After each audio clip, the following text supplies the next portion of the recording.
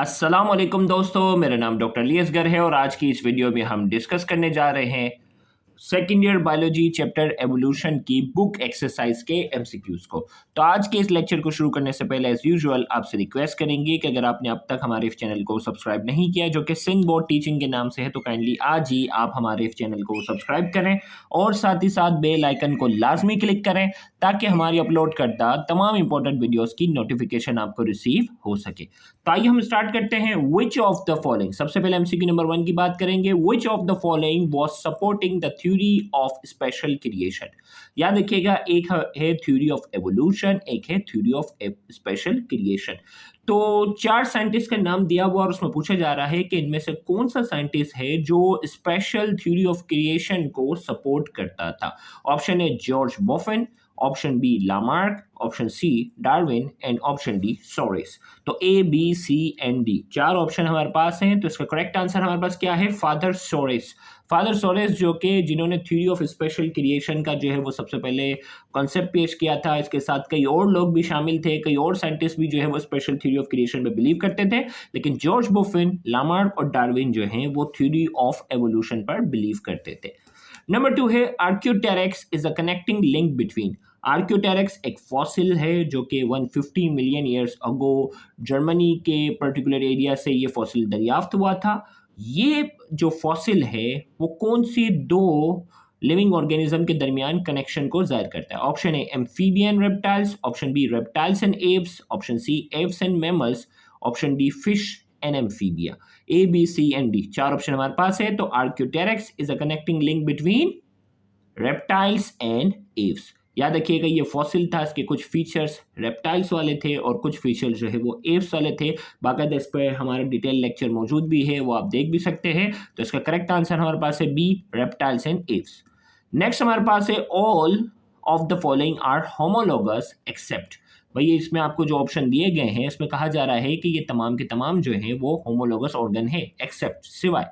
Option A wing of bat, option B wings of butterfly, option C wings of birds, option D flippers of dolphin. अब याद रखिएगा, सबसे पहले ये clear कर लो। देखो, अगला एमसीक्यू एनालोगस ऑर्गन है और उससे पहले वाला एमसीक्यू होमोलोगस ऑर्गन है।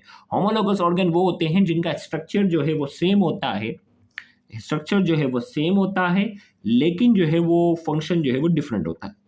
एनालोगस ऑर्गन वो होते हैं जिनका स्ट्रक्चर जो है वो डिफरेंट होता है, फंक्शन जो होता है वो सेम होता है। अब यहां में कहा जा रहा है all of the following are homologous organ except, यानी स्ट्रक्चर सेम होना चाहिए, फंक्शन डिफरेंट होना चाहिए। ऑप्शन ए में कहा जा रहा है विंग ऑफ बैट। बैट जो होता है ना, चमगादड़ की बात हो रही है, बैट के जो विंग्स हैं वो wings of butterfly. Wings of butterfly यानी ये इंसेक्ट की कैटेगरी में आ जाएगा। इसके विंग्स और इसके विंग्स में जो है वो जमीन आसमान का फर्क है। चले भाई, ये होमोलोगस में नहीं है। विंग्स ऑफ बर्ड्स, बर्ड्स के जो विंग्स हैं वो भी जो है वो काफ़ी मुख्तलिफ हो जाते हैं। तो विंग्स ऑफ, देखकर मैं आपको बुक का अगर चैप्टर का ये वाला पार्ट दिखाऊँ कि इनमें से जो कौन कौन से होमोलोगस हैं, तो अगर हम कंपैरिजन में हमारे कोर्स के मुताबिक अगर कंपैरिजन बता दूं तो आपको ज़्यादा आसानी रह जाएगी। तो ये हमारे पास आ गया होमोलोगस वाला पार्ट। अब देखो भाई, होमोलोगस ह्यूमन, केट, व्हेल और बैट, ये हमारे पास जो एग्जांपल है। ह्यूमन आर्म और बैट का जो है विंग जो है वो सिमिलर है, जबकि एनालोगस के अंदर हमारे पास जो है तीन है, जिसमें विंग्स ऑफ बर्ड्स बिल्कुल ही डिफरेंट होते हैं विंग्स ऑफ बैट के मुकाबले में, और विंग्स ऑफ इंसेक्ट। तीनों का फंक्शन जो है वो सेम है, लेकिन स्ट्रक्चर जो है वो तीनों का क्या है, डिफरेंट है। ये एनालोगस में आ गए और ये होमोलोगस के अंदर जो है human arm, cat, whale, bat, इन तीनों का स्ट्रक्चर मिलता जुलता है, लेकिन फंक्शन जो है वो क्या है, डिफरेंट है। तो इस पॉइंट ऑफ व्यू से अगर आप थोड़ा सा अगर इसको देखें तो इसमें हमारे पास दो ऑप्शन जो है वो क्या है, all of the following are homologous organ except. तो wings of bat, wings of bat और फ्लिपर ऑफ डॉल्फिन, ये जो है वो दोनों क्या है, होमोलोगस में आ जाएंगे, जबकि विंग्स ऑफ बटरफ्लाई और विंग्स ऑफ बैट, ये तो इसमें अगर देखा जाए तो हमारे पास जो है वो यहाँ विंग्स ऑफ बर्ड की जगह, विंग्स ऑफ बर्ड की जगह ह्यूमन आर्म या फोर आर्म ऑफ केट, इस तरह इसका ऑप्शन होना चाहिए। तो इसमें हमारे पास जो है वो होमोलोगस में सिर्फ दो ऑप्शन हमारे पास हैं, all of the following are homologous. तो होमोलोगस हमारे पास जो है वो बी, बटरफ्लाई और विंग्स ऑफ बर्ड्स, ये जो है वो एनालोगस है, ये होमोलोगस नहीं है। होमोलोगस कौन से हैं? विंग ऑफ बैट और फ्लिपर ऑफ डॉल्फिन, ये दोनों जो है वो होमोलोगस की कैटेगरी में आ रहे हैं। तो लिहाजा इस एमसीक्यू में एक ऑप्शन जो है वो लाजमी चेंज होना चाहिए। ये दोनों होमोलोगस हैं और बकिया ये दो जो है वो क्या है, एनालोगस है। तो ये एमसीक्यू अगर देखा जाए तो टेक्निकली पॉइंट ऑफ व्यू से हमारे कोर्स के अकॉर्डिंगली ये जो है वो एमसीक्यू ही सही नहीं है। इसमें जो है वो विंग्स ऑफ बैट को कट करके ह्यूमन आर्म कर लो तो करेक्ट आंसर हमारे पास जो हो जाएगा विंग्स ऑफ बटरफ्लाई हो जाएगा।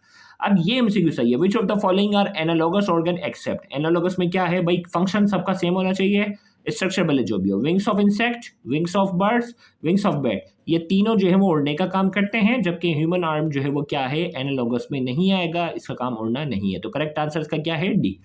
नेक्स्ट है लाइफ इज ओरिजिनेटेड इन।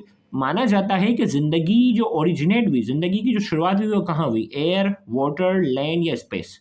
तो इसका करेक्ट आंसर हमारे पास क्या है, बी, वाटर। जिंदगी की शुरुआत जो है वो माना जाता है पानी में हुई।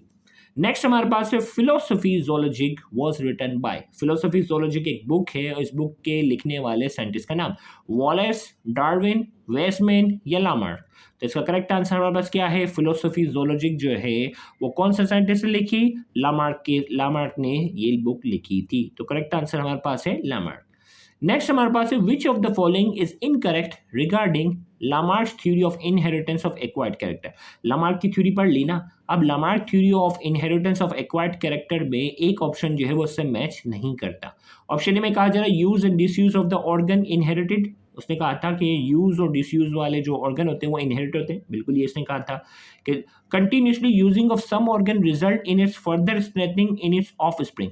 ये कह रहा है कि जिस ऑर्गन को हम ज़्यादा यूज़ करेंगे वो मज़ीद जो है वो न्यू जनरेशन में ज़्यादा मजबूत स्ट्रॉन्ग होकर आएगा, ये भी बिल्कुल सही है। दूसरे सी में कहा जा रहा है continuously disuse of some organ result in its weakening in its offspring. किस ऑर्गन को अगर हम बहुत ही कम यूज़ करते हैं तो नेक्स्ट जनरेशन में वो नेक्स्ट ऑफ स्प्रिंग में वो कमज़ोर हो जाता है, ये भी बिल्कुल सही है। डी में कहा जा रहा है concrete support to the theory through experiment. इसकी थ्योरी को जो है वो एक्सपेरिमेंट की बहुत ज़्यादा सपोर्ट हासिल थी, जो कि ये गलत है, क्योंकि लामार्क की थ्योरी में कहीं एक्सपेरिमेंटल रिजल्ट वगैरह शामिल नहीं थे। तो ए बी सी जो है वो करेक्ट ऑप्शन है, और डी जो है हमारे पास क्या है, जो इनकरेक्ट हमें चाहिए था, ये हमारा आंसर है, क्योंकि लामार्क ने कहीं कोई थ्योरेटिकल एक्सपेरिमेंट वगैरह का एक्सप्लेनेशन नहीं दी थी।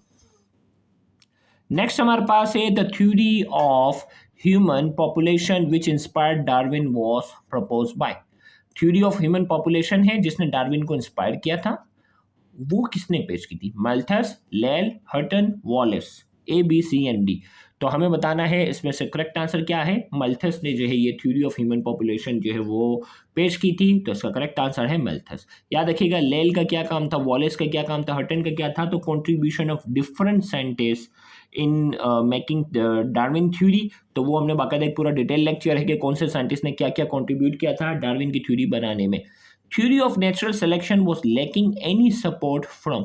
भाई थ्योरी ऑफ नेचुरल सिलेक्शन है ना जो डार्विन ने पेश की थी, उसमें किस चीज़ का सपोर्ट नहीं था, biogeography, genetics, comparative anatomy, D molecular biology. तो थ्योरी ऑफ नेचुरल सिलेक्शन जो डार्विन ने पेश की थी उसमें जेनेटिक्स का कहीं सपोर्ट नहीं था। इसी वजह से जो है वो डार्विनिज्म को फिर बाद में न्यू डार्विनिज्म करके नई थ्योरी जो बाकायदा जो है उसको मॉडिफाई की गई थी, जिसमें जेनेटिक्स को शामिल किया गया था। तो इसका करेक्ट आंसर हमारे पास क्या है, बी जेनेटिक्स।